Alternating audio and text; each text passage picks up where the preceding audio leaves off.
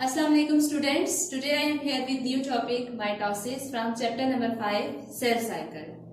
So what is mitosis? Mitosis पढ़ने से पहले हम देखते हैं कि फर्स्ट टाइम ये प्रोसेस जो है, ये मैकेनिज्म जो है वो किसने स्टडी किया? A German biologist Walther Flemming. Walther Flemming हमारे पास वो फर्स्ट बायोलॉजिस्ट थे जिन्होंने माइटोसिस के प्रोसेस को स्टडी किया इन 1880s ड्यूरेशन में।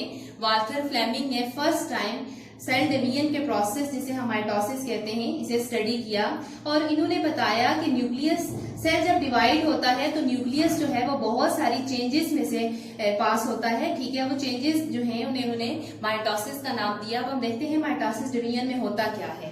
बेसिकली माइटोसिस हमारे पास एक ऐसी सेल डिवीजन है, it is a type of cell division in which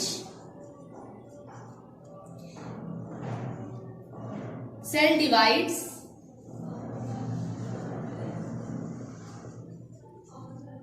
into two daughter cells with same number of chromosomes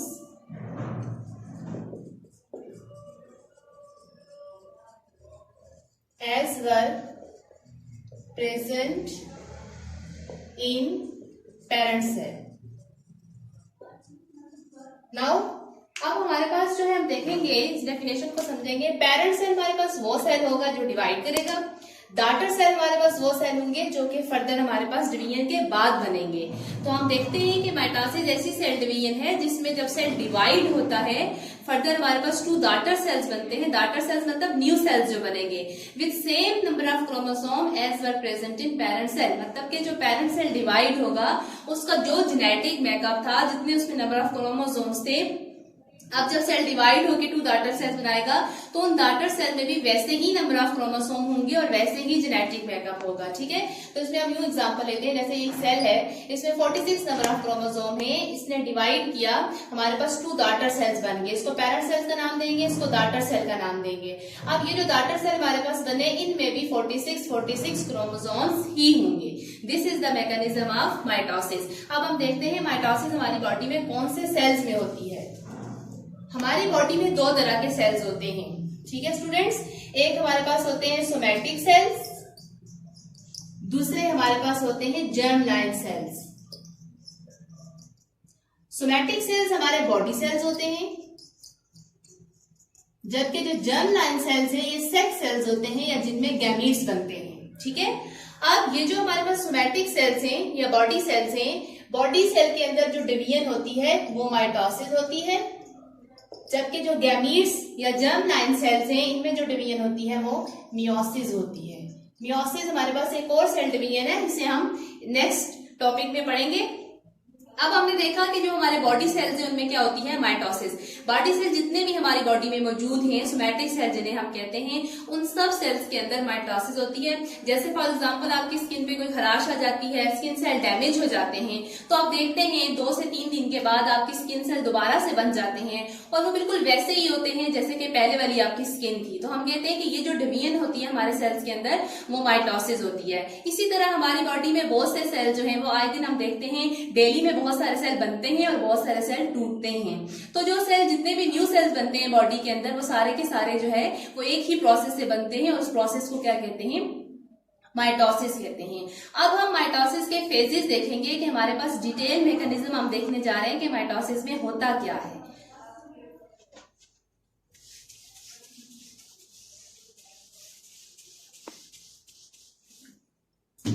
mitosis के हमारे पास 2 फेजेस आ जाते हैं। फर्स्ट फेज हमारे पास आ जाता है कैरियोकाइनेसिस और सेकंड फेज हमारे पास आ जाता है साइटोकाइनेसिस।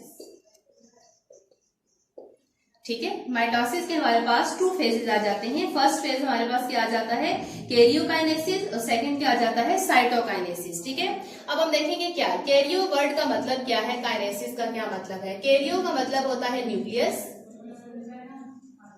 काइनेसिस का मतलब होता है डिवीजन। तो हम ये कहते हैं न्यूक्लियस की डिवीजन, ठीक है। कैरियोकाइनेसिस हम क्या कहते हैं? Division of nucleus.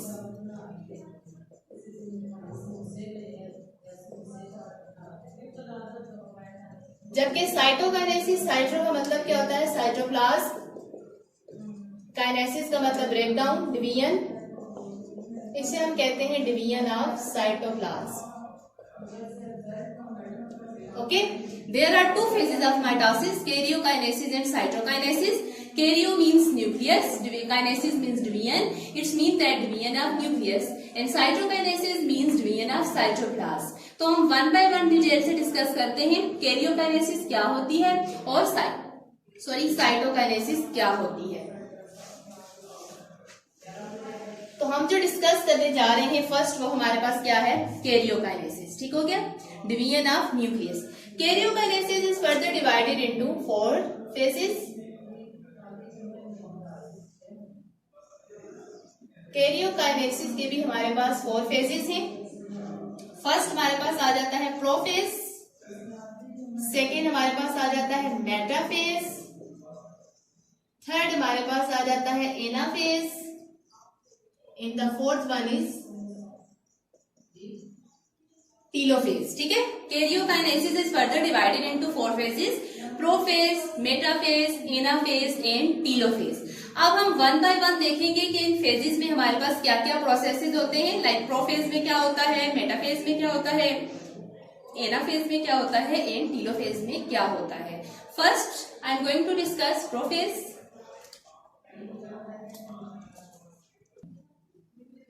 अब हम देखते हैं हमारे पास प्रोफेज में क्या प्रोसीजर है, प्रोफेज के क्या क्या स्टेप है हमारे पास। Prophase means before the division of nucleus, pro मतलब के बिफोर, ठीक है। अब हम देखेंगे न्यूक्लियस की डिवीजन से पहले हमारे पास न्यूक्लियस के अंदर कौन से प्रोसेसेस हो रहे होते हैं, मींस के प्रोफेज में हमारे पास क्या होता है।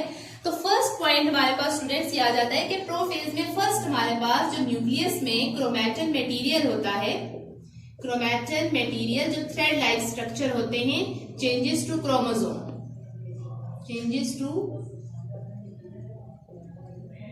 क्रोमोसोम्स, ठीक है। ये हमारे पास कुछ इस तरह का मटेरियल होता है, जैसे for example look at here, यूं थ्रेड लाइक स्ट्रक्चर प्रेजेंट होते हैं न्यूक्लियस में और ये कंडेंस हो जाते हैं, चेंज हो जाते हैं, ये अपनी ये शेप ले लेते हैं जिसे हम क्रोमोसोम कहते हैं, ठीक है। This is the first change. Prophase में हमारे पास क्या होता है? Chromatin material changes to chromosomes. Then second step हम देखते हैं हमारे पास यहाँ पे एक फाइबर प्रेजेंट होते हैं, एक प्रोटीन प्रेजेंट होती है, जिसे हम काइनेटोकोर कहते हैं, ठीक है। अब हम देखेंगे जो काइनेटोकोर है हमारे पास, काइनेटोकोर है क्या बेसिकली? ये हमारे पास काइनेटोकोर एक कम्प्लेक्स प्रोटीन होती है,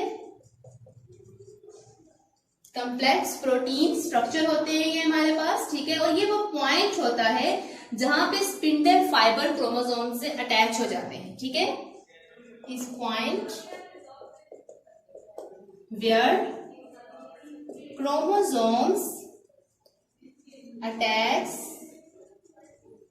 विद स्पिंडल फाइबर, लाइक जैसे हमारे पास ये देखें, ये क्रोमोसोम है, ठीक है। क्रोमोसोम का ये जो पॉइंट होता है हमारे पास, इसे तो हम कहते हैं सेंट्रोमेयर। यहां पे एक पॉइंट हमारे पास प्रेजेंट होता है, इसे हम कहते हैं काइनेटोकोर, ठीक हो गया। ये काइनेटोकोर वो पॉइंट होता है कि जब हमारे पास क्रोमोसोम स्पिंडल फाइबर्स पे अटैच होते हैं। अब अभी हम देखेंगे स्पिंडल फाइबर्स हमारे पास क्या हैं। जब ये स्पिंडल फाइबर्स पे अटैच होते हैं क्रोमोसोम, तो वो पॉइंट जिससे क्रोमोसोम स्पिंडल फाइबर पे अटैच हो जाते हैं, उस पॉइंट को हम काइनेटोकोर का नाम देते हैं। स्पिंडल फाइबर हमारे पास थ्रेड लाइक स्ट्रक्चर होते हैं, फाइबर प्रेजेंट होते हैं जो कि ट्यूबुलिन प्रोटीन से बनते हैं, ठीक है। प्रोफेज में ही ये बनते हैं और इनमें हमारे पास क्रोमोसोम इन पे जब अटैच हो जाते हैं, तो वो पॉइंट क्रोमोसोम का जो इन्हें फाइबर्स के साथ अटैच करता है, उसे हम काइनेटोकोर फाइबर्स कहते हैं या काइनेटोकोर कहते हैं। तो ये भी हमारे पास ही प्रोफेज में डेवलप होता है। थर्ड स्टेप हमारे पास क्या है? Centriole duplicates. फिर इसमें हमारे पास सेंट्रियोल जो है, जो कि एनिमल सेल में प्रेजेंट होता है, प्लांट सेल में सेंट्रियोल प्रेजेंट नहीं होता, याद रखिएगा, ठीक है। प्लांट सेल में जो स्पिंडल फाइबर्स बनते हैं वो ट्यूबुलिन प्रोटीन की मदद से बनते हैं, बट यहाँ पे एनिमल सेल की बात हो रही है। एनिमल सेल में हमारे पास सेंट्रियोल प्रेजेंट होते हैं और सेंट्रियोल प्रोफेज में डुप्लीकेट हो जाते हैं, ठीक है। डुप्लीकेट मतलब ये टू की फॉर्म में आ जाते हैं और दोनों पोल्स पे चले जाते हैं। Then spindle fibers are formed then हमारे पास क्या बन जाते हैं, spindle fibers are form, spindle fiber बन जाते हैं इसमें। और जो कंप्लीट सेट हमारे पास बनता है स्पिंडल फाइबर का, उसे हम माइटोटिक स्पिंडल कहते हैं। अब मैं आपको डायग्राम से समझा देती हूँ, अच्छे से आपको क्लियर हो जाएगा। गेट हियर, ये हमारे पास सेल है, ये सेंट्रियोल एक पोजीशन ले लेगा, ये सेंट्रियोल दूसरी पोजीशन ले लेगा, मतलब कि डुप्लीकेट हो चुके हैं, ठीक है। अब ये सेंट्रियोल जिन फाइबर्स की मदद से एक दूसरे से अटैच होते हैं, इनको हम कहते हैं स्पिंडल फाइबर्स, ठीक है। ये हमारे पास क्या है, spindle, these are the spindle fibers. इन स्पिंडल फाइबर्स पे हमारे पास जो है वो क्या अटैच होते हैं, क्रोमोसोम्स। अब मैंने कहा कि क्रोमोसोम जिस स्ट्रक्चर से अटैच होते हैं उसे काइनेटोकोर कहते हैं। तो ये जो पॉइंट ऑफ अटैचमेंट है इसे काइनेटोकोर कहते हैं। जैसे एक यहाँ पे है, एक यहाँ पे है, ये हमारे पास क्रोमोसोम स्पिंडल्स पे अटैच हो चुके हैं। तो ये जो पूरा सेट बनता है ना हमारे पास, इसे कहते हैं माइटोटिक स्पिंडल, ठीक है। ये सारा जो प्रोसीजर हमारे पास वो प्रोफेज में हो रहा है। तो हमने पढ़ा प्रोफेज में हमारे पास क्या है, कौन सी चेंजेस आ रही हैं, क्रोमैटिन मटेरियल क्रोमोसोम्स में चेंज हो रहे हैं, सेंट्रियोल डुप्लीकेट हो रहे हैं, स्पिंडल फाइबर्स बन रहे हैं। कंप्लीट जो सेट बन जाता है स्पिंडल फाइबर्स का, उसे हम क्या कहते हैं, माइटोटिक स्पिंडल। एक और फाइनल चीज इसमें रह गई है जो हमारे पास ये है कि जो न्यूक्लियर एनवेलप होता है, न्यूक्लियर एनवेलप जो कि आउटर मेम्ब्रेन होती है न्यूक्लियस की, जो साइटोप्लाज्म से डिस्टिंग्विश करती है, तो वो जो न्यूक्लियर एनवेलप है हमारे पास, ये डिग्रेड हो जाता है। डिग्रेड मतलब कि खत्म हो जाता है, आहिस्ता आहिस्ता जो है ये वॉल यहाँ से खत्म हो जाती है। लाइक दिस वन, अगर फॉर एग्जांपल मेरे पास भी, इसको डायग्राम की मदद से हम बहुत अच्छे से भी समझेंगे। जैसे मेरे पास ये अगर न्यूक्लियर एनवेलप था, तो ये देखें ये इस तरह के स्ट्रक्चर बन जाते हैं, ये डिग्रेड होना स्टार्ट हो जाता है, ठीक है, खत्म होना शुरू हो जाता है। तो ये आप नेक्स्ट स्टेप में देखेंगे हमारे पास न्यूक्लियर एनवेलप नहीं होगा, क्योंकि न्यूक्लियस की डिवीजन स्टार्ट हो चुकी है। So this is all about prophase. Now students look at this diagram, look at here, this is the first step, ठीक है, जिसमें हम देखते हैं कि हमारे पास ये क्रोमैटिन मटेरियल प्रेजेंट है, ये हमारे पास न्यूक्लियस के बाहर ये जो आउटर मेम्ब्रेन है इसे हम न्यूक्लियर एनवेलप कहते हैं, this is the cytoplasm and here are the centriole. अब देखिए यहाँ सेंट्रियोल सिंगल फॉर्म में प्रेजेंट है, ठीक है। जैसे ही हमारे पास प्रोफेज स्टार्ट होगा, इन अर्ली प्रोफेज आप देखते हैं ये जो क्रोमैटिन मटेरियल है is condenses to form chromosomes, ये क्रोमोसोम्स में चेंज हो चुका है। अब क्रोमोसोम्स की ये शेप देखिए हमारे पास, ये सेंट्रोमेयर है, ये क्रोमैटिड्स हैं।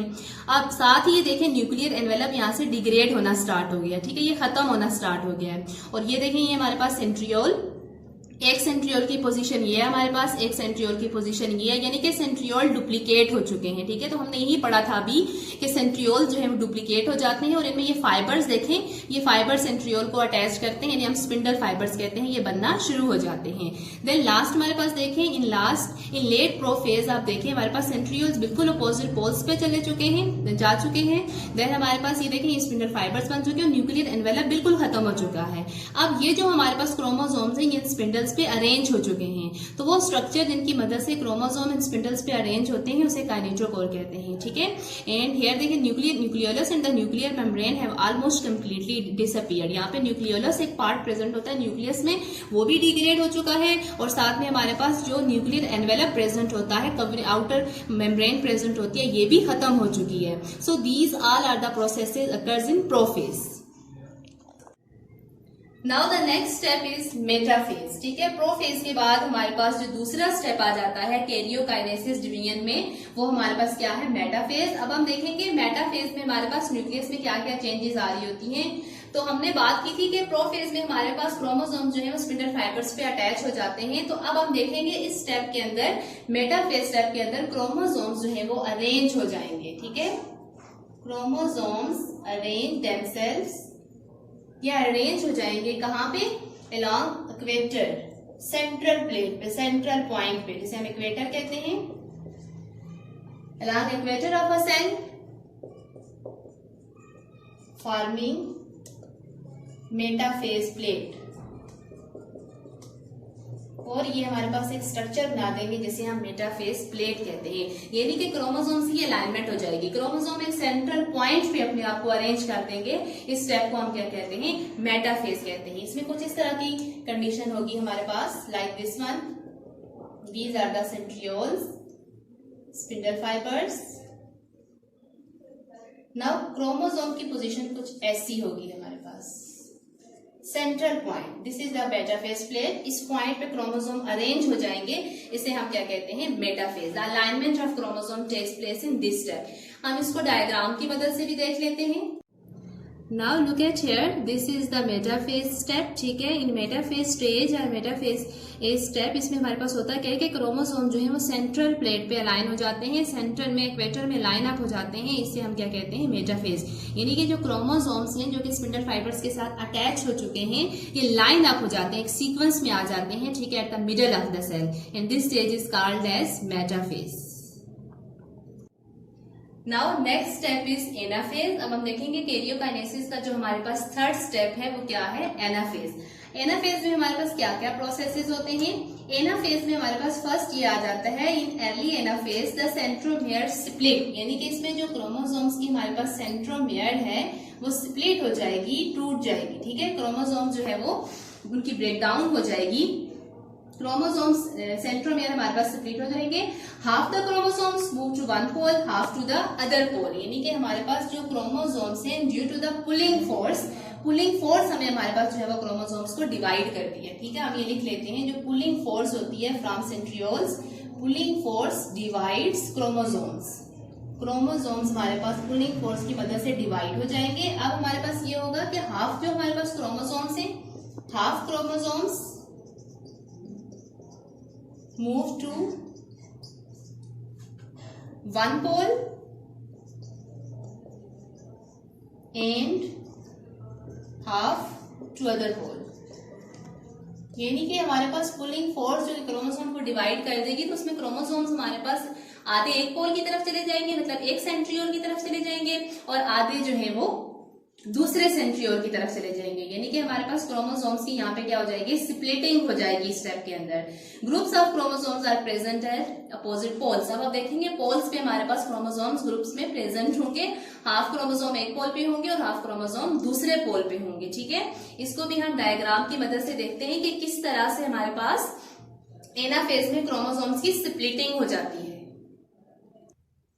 Now look at here, these are the two stages of anaphase. In early anaphase the centromere split, centromere हमारे पास इनकी ब्रेकडाउन हो जाएगी, हाफ क्रोमोसोम एक पोल की तरफ मूव करेंगे एंड हाफ क्रोमोसोम दूसरे पोल की तरफ मूव करेंगे।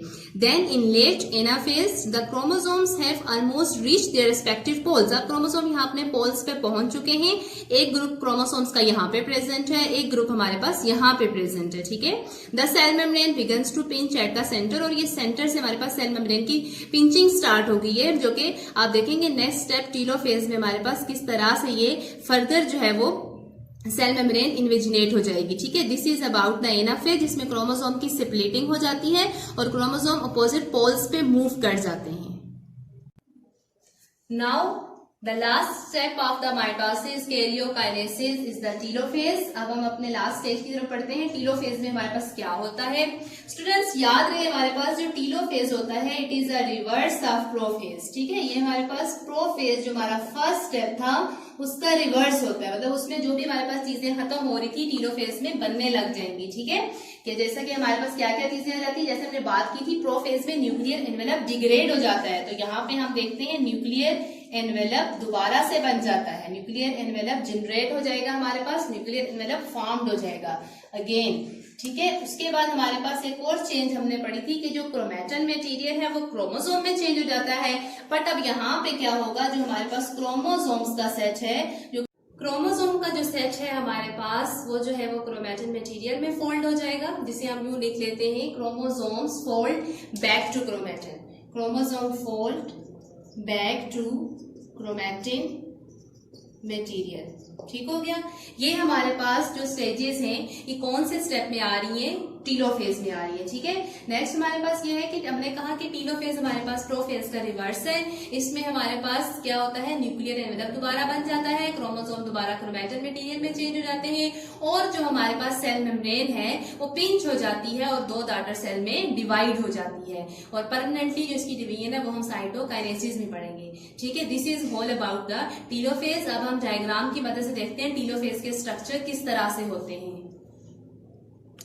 Now look at here, these are the final stages of telophase. ठीक है, टीलोफेज में हमारे पास देखें क्या होता है कि मैंने कहा ये प्रोफेज का रिवर्स होता है। इसमें हमारे पास न्यूक्लियर एनवेलप दोबारा से बनना स्टार्ट हो जाता है, सेंट्रियोल अपनी पोजीशन पे चले जाते हैं, न्यूक्लियर मेम्ब्रेन हमारे पास जो है वो दोबारा से बनना स्टार्ट हो गई है, और सेल मेम्ब्रेन की ये देखें इन्वेजिनेशन जो है ये बाद में मुकम्मल यहाँ से ये सेपरेटिंग हो जाती है और ये 2 सेल बन जाते हैं। देन ये जो क्रोमोसोम्स हमारे पास प्रेजेंट है, ये स्टेप में देखें यहाँ पे ये क्रोमोसोम जो है वो क्रोमैटिन मटेरियल में चेंज हो जाते हैं, न्यूक्लियोलस भी दोबारा से बन जाता है। These all are the processes of telophase. Telophase is the reverse of the prophase. ठीक है, अब हमारे पास कैरियोकाइनेसिस यहाँ पे कंप्लीट हो जाती है, जिसे हम कहते हैं न्यूक्लियस की डिवीजन कंप्लीट हो गई है, और अब हमारे पास स्टार्ट हो जाएगी साइटोकाइनेसिस, जिसे हम साइटोप्लाज्म डिवीजन कहते हैं।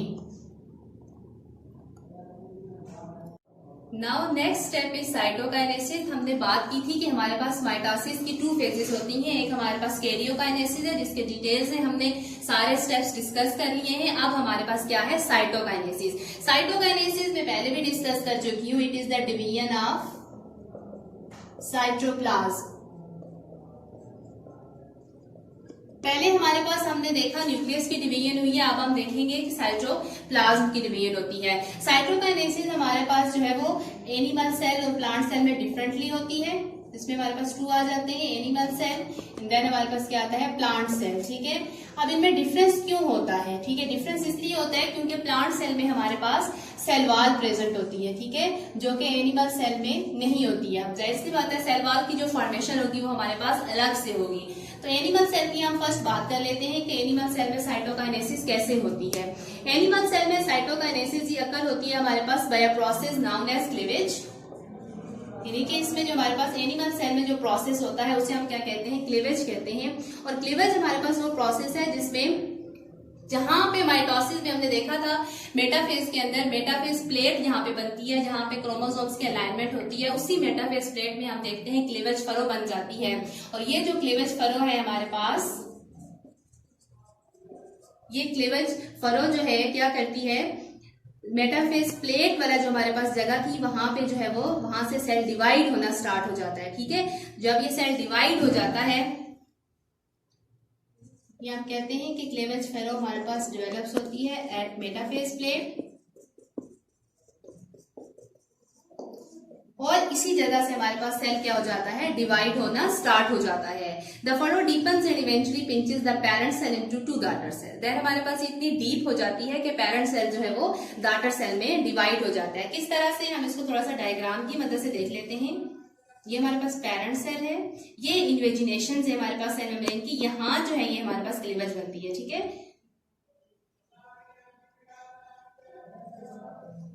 ये वो जगह है जिसे मेटाफेज प्लेट का नाम देते हैं, और यहाँ पे हमारे पास एक क्लीवेज फरो बनती है, और ये फिर जितना डीप होती जाती है हमारे पास, ठीक है, उसके बाद यहाँ से टोटली जो है ये ब्रेक डाउन हो जाती है, और ये सेल हमारे पास अलग हो जाता है और ये सेल हमारे पास अलग हो जाता है। इस तरह से पेरेंट सेल डिवाइड होके 2 डॉटर सेल में चला जाता है। ठीक है, ये तो हमने डिस्कस किया एनिमल सेल के हवाले से। अब हम देखते हैं प्लांट सेल में हमारे पास किस तरह से साइटोकाइनेसिस होती है।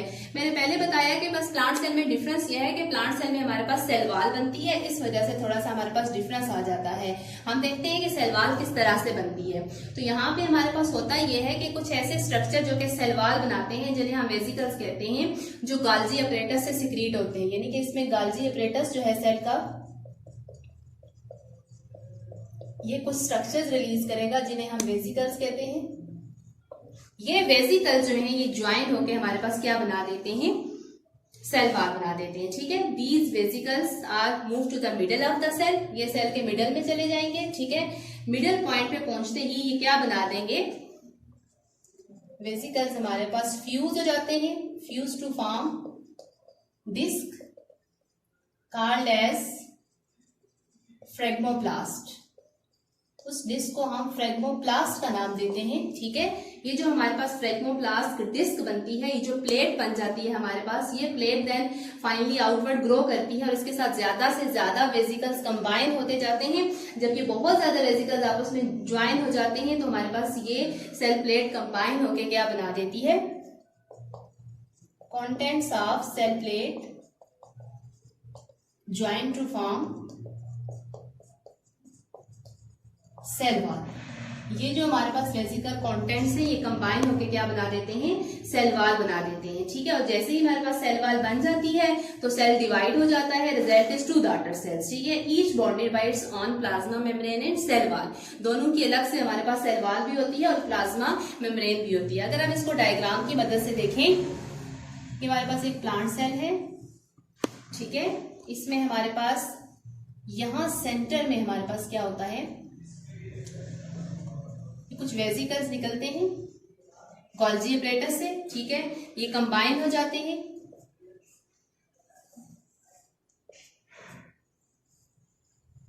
यूं कंबाइन होके मोर वेसिकल्स निकलते हैं, सारे वेसिकल्स आपस में ज्वाइन होते जाते हैं और ये जो सेल प्लेट हमारे पास बनती है इसे हम फ्रेगमोप्लास्ट कहते हैं। ये फ्रेगमोप्लास्ट मजीद जो है इन वेसिकल्स के साथ ज्वाइन होने के बाद सेल को यहाँ से डिवाइड कर देती है और जो है हमारे पास क्या बन जाते हैं, सेल वॉल बन जाती है। ये जो हमारे पास 2 सेल बन जाएंगे, ठीक हो गया। ये हमारे पास दोनों सेल जिनकी अपनी अपनी सेल मेम्ब्रेन भी है और साथ में हमारे पास इनकी सेल वॉल भी होगी, ठीक है। सेल वॉल भी प्रेजेंट होगी और सेल मेम्ब्रेन भी प्रेजेंट होगी। तो इस तरह से हम देखते हैं प्लांट सेल के अंदर किस तरह से पेरेंट सेल डिवाइड होके 2 डॉटर सेल्स बना देते हैं। This is whole about the cytokinesis, ठीक है, which occurs differently in plant cell and animal cell and this completes the process mitosis.